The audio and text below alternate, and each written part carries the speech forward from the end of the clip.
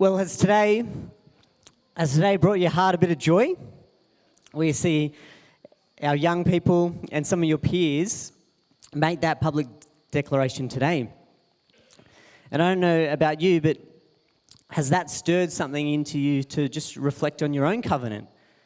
Many of you probably stood on this same stage and made that covenant as a junior soldier or senior soldier or adherent or a disciple. Many of you could probably go back to maybe it was another church that you're involved in and you're baptized, or there was just a significant public declaration that you've made in your life, in your journey of faith. And for some of us, you look back and you can't really pinpoint a specific moment like today, but what you do see when you reflect on your life is that God is just chipping away at you and just making you more like Christ each day. And then others, you watch the people today, but you yourself, you haven't made a decision yet to follow Christ. And so today, my prayer is this is an opportunity where we get to celebrate other people, but just stop for a moment and reflect on our own covenant. What does that really mean for you? What is a covenant? What is your relationship currently with God? And chance to really reflect, and there's a response in that as well. So at the end of my message, I'm going to give you a chance to do that. And so when you look at a covenant, what is it? And in this particular space, there's different covenants we have in society, but when it comes to God, it's this partnership between God and us. That's this beautiful thing of the covenant, that God would choose, the creator of the world, would choose to have a relationship, a personal relationship, a partnership with us. And over time, there's been many different covenants. In the Old Testament in particular, there's 4 that are referred to as the Old Covenant. The first, it starts with Noah. And so Noah, we think of the flood. And at the end of the flood, God made a promise that he would preserve the earth. And today we get that sign of the rainbow. Every time it rains, we get the symbol of the rainbow as a reminder of the promise over Noah. And then it moves to the Old Covenant with Abraham. And Abraham's family was told that you would now settle in the land, and that your family would grow, and what would happen is that family line would bless the whole world. Then there was Moses. Similar to Abraham, God reiterates to him that his family will be blessed. And during this time, we see the Old Covenant and the 10 Commandments start to be birthed out of this time. And then finally, in the Old Covenants, we see David. David, him being told, him being promised that through his bloodline, a king would be born. A king like no other, and a king that would change the world forever, and we would start to see the kingdom of heaven on earth. And through these Old Covenants, what you see is the fact that God, he had certain promises. The people gave certain commitments. God, he upheld his promises. And then the people, they would fail. They couldn't uphold their commitments time and time again. And so what we get to is the fact that we need a new covenant. And therefore, the new covenant of Jesus need to be made. And I love Hebrews. It's a really powerful a book.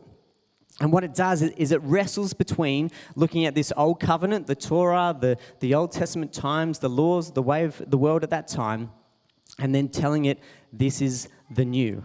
This is what's available to you today. So if you go back a slide at the back there, guys. For us, Hebrews is about trying to tell the people and help them in their spiritual walk as a Christian. And for us today, our junior soldier covenant, our senior soldier covenant, disciple, adherency, all that is about is giving people an opportunity to make a step in their faith. And we want to give you a chance to reflect on that today.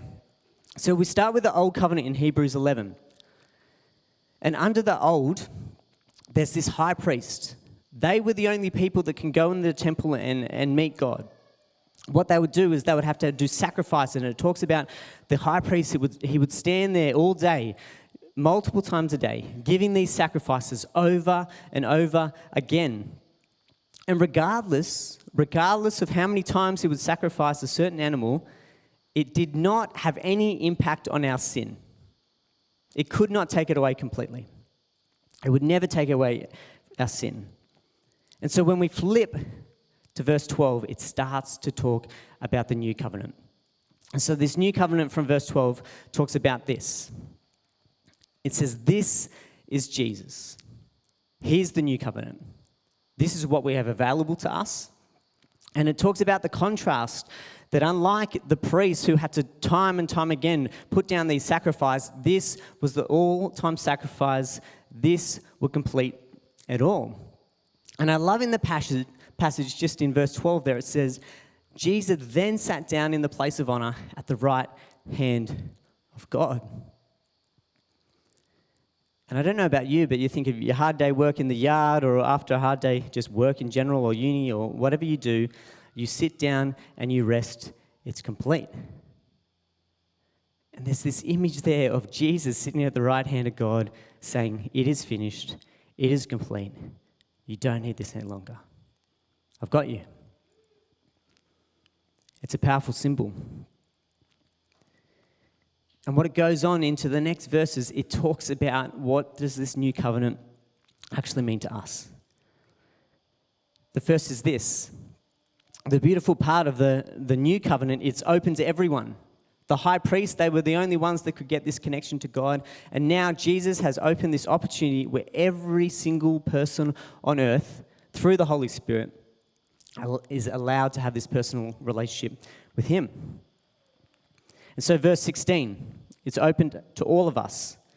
And it talks about that your heart and your minds will be transformed. Something will shift when you accept Jesus into your life. And then verse 17, using old passages of Psalms, it talks about that your sin will not be remembered. It's not that you will just be forgiven, but these sins will be forgotten. And when I was looking at this, I thought about the Men in Black thing where he's like, it's gone. Or for the younger crowd, Incredibles. Is it Violet and is it Tony? I was trying to look it up. But it is gone. He will not remember the sins that you have done. It is finished. And again, verse 18 is about, and when sins have been forgiven, there is no need to offer any sacrifices anymore. That old covenant of the high priest continuing to make these sacrifices time and time again, it is done, it is complete. Jesus sits at the right hand of God, saying it is finished. And then if you go to verse 19, it then unpacks again this access, but this confidence that we can live in. We boldly enter into heaven's most holy places because of what Jesus has done for us. Every single day we get to walk in this confidence because of Jesus' life and his sacrifice. We get to walk in this confidence. But verse 20, it talks about by his death, Jesus opened a new and life-giving way through the curtain in the most holy places. Through Jesus, it's this sacrifice that is open to you and me, and we get to accept it. And what it opens up is this new and life-giving way. And often when you think of these situations, and even the people that are wrestling with junior soldiers or the covenant they'll make as an adult, often the question I was looking this week, that somebody else posed, how much am I willing to surrender to Jesus? That's the question that often comes up. What do I have to give up? This wrestle of the things that you have to give up. But it's got to be flipped. The question you should be asking yourself is how joyful, how peaceful, how much do you want to live in this new and life-giving way? You're not going without, you are getting blessed. And it's a real shift in that acceptance of what is open to us through Jesus. So our covenant is this partnership with Jesus. And it's God, one, making promises and we making commitments. And in those commitments, there's no obligation, there's no duty about it, but what it is, it's a response to those verses before. It's a response. You've seen Jesus and all he's done, so it's a response to what he has blessed us with.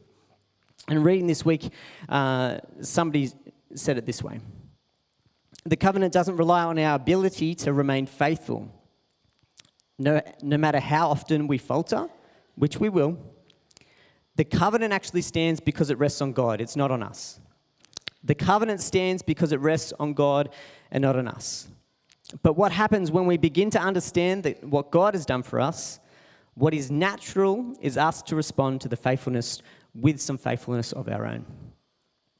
Because of what we've experienced, we therefore want to do something in return. And what Hebrews starts to talk about is this prompting within us, this stirring, this kind of guidance within to do something. Our faith being something that is active and not passive. And you see that in the early works of who the Salvation Army was called to be.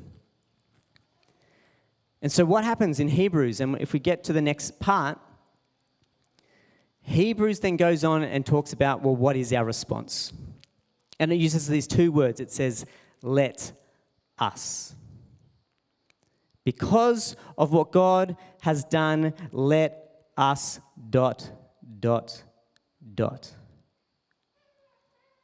What's the response for us today as Christians? And it says, and since we have a great high priest who rules over God's house, let us blank. And Hebrews, it unpacks just 4 ideas that he believes we're calling into, or what we tend to respond to in our faith. And I see glimpses, if I went around the room, you have a different response or prompting due to your faith. And we start off with verse 22. It's this whole idea of let us go right into his presence. What happens when you experience Jesus and who he truly is, you get this prompting that you just want to draw near to him. The NIV says, draw near to him. NLT says, go right into the presence of God. You seek God out in your prayer life, or it's that desire to go unpack the word or have godly conversations, but you seek out and you want to go into the presence of God. Because of what God has done, let us go right into the presence of him. And Harry, this is the part, where's he gone? There he is. This is the part where I get to talk about you, mate. Because as I unpack Hebrews, I kept seeing you. Because I see that over your life, and even your sharing in your other churches as well, that you've had this desire to draw close to God. That's what an example, mate. I've been really encouraged by you, and I see that in so many other people in our church as well, this real desire to understand who God truly is. So let us go right into the presence of God. And for some of us, if you've been on the journey for a long time, you might have lost that habit of just being in the presence of God, seeking God in all you do. So I encourage, maybe today, it's a shift for you. Then we go in the next part, verse 23. It says this, let us hold tightly onto his promises. That we, again, it said it early in Hebrews, that we can stand in the confidence of God and all he says. Whether that be certain parts of the Bible that says that we can trust and hold on to, whether that's words that have been spoken onto us by other people. But it says, let us hold on tightly without wavering to the hope we affirm. The fact, no matter what situation, we're living in a season where it's lots of joy, we stand onto the promise of God. Whether a mate is just wrestling with our faith, that we can stand on the promise of God. Or it's a time of suffering, that we can stand on the promise of God. Due to what God has done, we hold on to these promises. And again, Harry, we've unpacked your life and the seasons, but I love the fact that no matter what goes on in your life and where you're looking in terms of different seasons of life and what's coming next, that you look at your life and you hold on to the promise of God and you see God at work at it. It's a great perspective.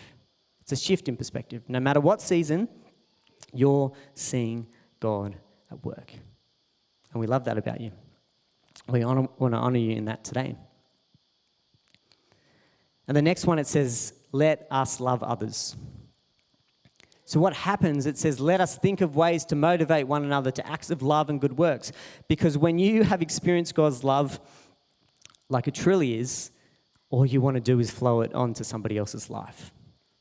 And the salvos were very good at the practical works, but we're not talking about going out and doing certain things. We need that. But we're talking about how do you love other people? How do you do good works just in your everyday? How do you be the best person that if I look at you, Anna, and think as a nurse? And just how you impact other people in that situation.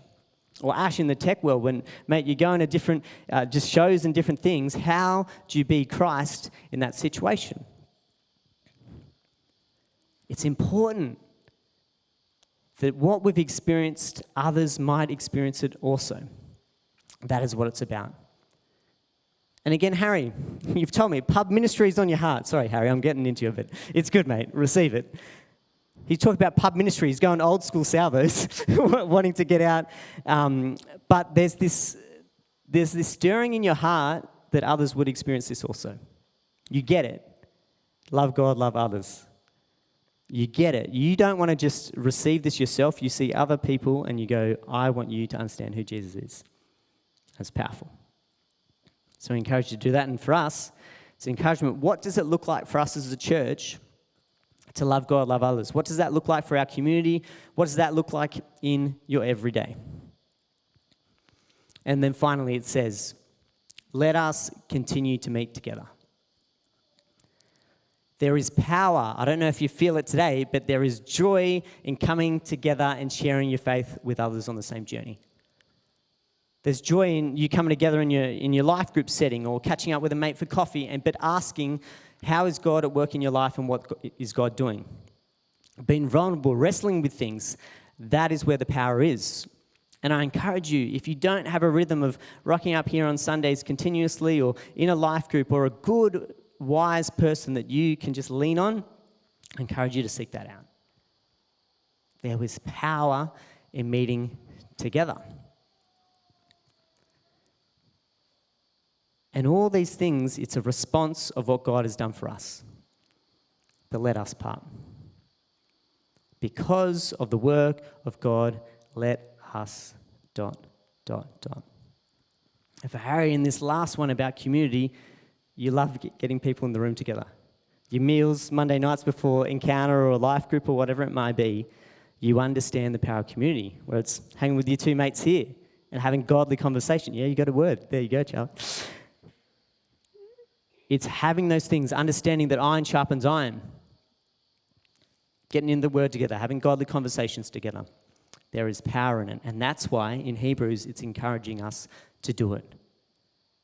You understand the beauty of hanging and being with others that are like-minded. But what it's about, it goes back to the good works part.